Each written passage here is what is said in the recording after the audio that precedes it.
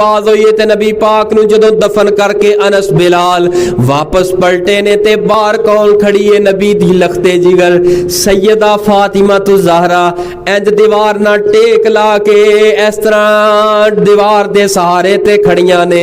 इंतहाई चेहरे दी रौनक, चेहरा बेरौनक होया। प्यारे ओ वक़्त दा पैगंबर होए, बाप ते बेटी होए बेटी ते हालत तो कैफियत इस तरह क्यों ना हो जाए? सैयदा फातिमा रो के भला की आंदियां ने, ओ अनस ओ बिलाल, जिस नबी दा लुआब जमीन ते नहीं सो डिगन देंदे अगे हाथ करके नबी दा लुआब अपने चेहरे ते मल लेंदे हो। अज मेरे बाबा अपने पैगंबर ते बुको बुक मट्टी पाउण लग्या, तुहाडा दिल नहीं हो कंबिया, तुहाडे जिस्म दी हालत तो कैफियत की बनी होएगी?